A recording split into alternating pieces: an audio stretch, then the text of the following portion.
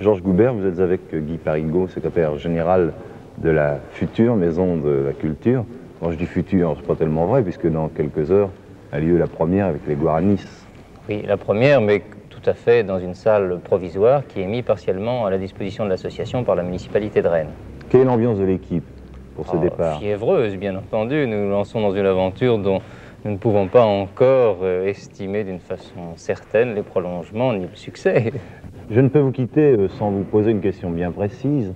À quand cette Maison de la Culture? Bien, je crois que sans être exagérément optimiste, on peut en envisager l'ouverture pour la saison 1967-1968. Rennes, métropole de la culture, pourquoi pas? En fait, l'ouverture de cette très belle maison, complétant heureusement les installations socio-culturelles bretonnes, doit lui permettre de le devenir. En plein centre de la ville, la Maison de la Culture se dresse majestueuse et sobre. Les travaux ont commencé en mars 1966, l'inauguration aura lieu le 26 janvier prochain. Dans cet empire de la culture, les toutes dernières techniques. L'électronique et l'acoustique y ont été très étudiées. Un mégascope dans la salle de cinéma permet la retransmission sur grand écran des émissions de télévision de la première chaîne. Bibliothèque, discothèque, garderie d'enfants, cafétéria complètent cet ensemble remarquablement composé.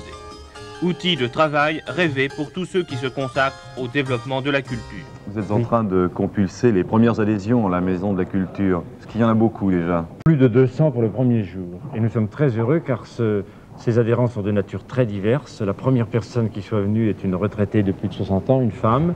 Le premier jeune qui s'est présenté est un apprenti radioélectricien. Et la première famille, car vous savez que nous avons des cartes familiales, c'est un cheminot qui habite dans le quartier de la rue Pierre-Martin à Rennes.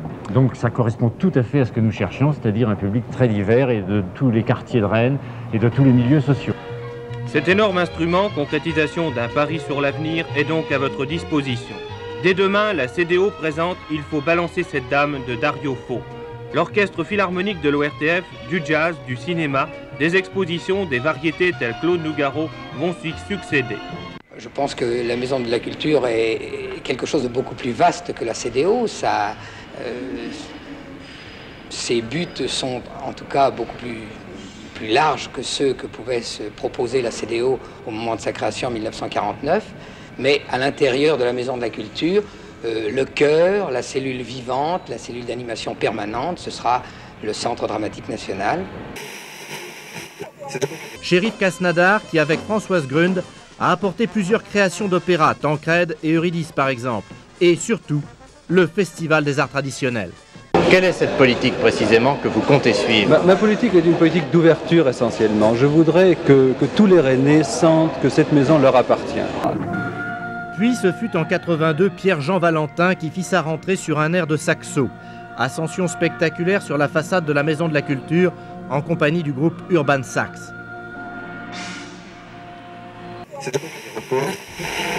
Il se joue de ma folie à me faire sortir de moi. Pierre Debauche a donc choisi Hamlet pour inaugurer le nouveau théâtre Jean Villard, une salle de 1200 places, un théâtre qui ne manquera pas de surprendre par ses couleurs. 1 an de travaux, 20 millions de francs, pour un résultat dont Pierre Debauche se réjouit. Nous pourrons recevoir des spectacles venus de partout qu'on ne pouvait pas avoir avant parce que nous sommes passés de 10 mètres derrière le rideau de fer à 16 mètres. On a fait un nouveau rapport salle-scène parce que, comme on peut maintenant planter les décors au ras du plateau, les spectateurs dans la salle ont l'impression d'être avec nous, à côté de nous, sur le plateau. Ils sont vraiment beaucoup plus proches de la scène qu'avant. Alors, moi, j'ai toujours dit que mon rôle, il était le suivant. Le premier, c'était de faire venir à Rennes des metteurs en scène qui, d'ordinaire, n'y venaient pas, parce qu'ils s'arrêtent toujours à Berlin, Rome, Lausanne, Madrid ou Bruxelles. Mon rôle est deuxièmement aussi de faire travailler les quelques metteurs en scène ou artistes régionaux qui ont une valeur, en tout cas nationale. Et c'est pas seulement de les produire ici qui est intéressant, mais c'est surtout de les sortir, parce qu'on s'aperçoit finalement qu'il y a quelques artistes, pas énormément, mais quelques-uns qui sont de grande valeur, mais qu'on ne connaît pas encore. Première édition qui compte 10 spectacles, dont 5 créations. 2 compagnies régionales sont présentées, Catalyse de Morlaix et le Théâtre de l'Arpenteur. Nous sommes un peu à une époque qui devrait ressembler à celle de la Renaissance, où les artistes doivent aller de ville en ville, rencontrer les publics, discuter entre eux et créer un grand atelier pour essayer de faire surgir de nouvelles utopies. À quelques kilomètres du centre de Rennes, dans la plaine de Beau, 25 mètres par 25, 30 mètres sous plafond, la nouvelle salle de répétition du Théâtre National de Bretagne est aux dimensions exactes de son plateau principal. François Verret peut y répéter sa chorégraphie pendant 6 semaines sans monopoliser le plateau Jean Vilar. Le TNB sur l'année gagne 3 mois de programmation et compte désormais parmi les grands théâtres européens.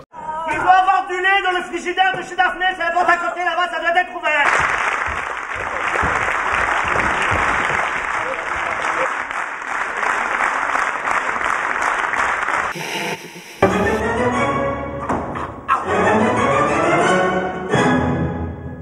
D'entrée de jeu, le spectateur se retrouve immergé dans le tourbillon délirant d'une répétition d'opéra, celle de la Traviata. Un opéra galère qui tourne au naufrage. C'est une véritable cacophonie. La pièce prend la forme d'une parabole et met en scène la crise des intermittents avec la culture en danger.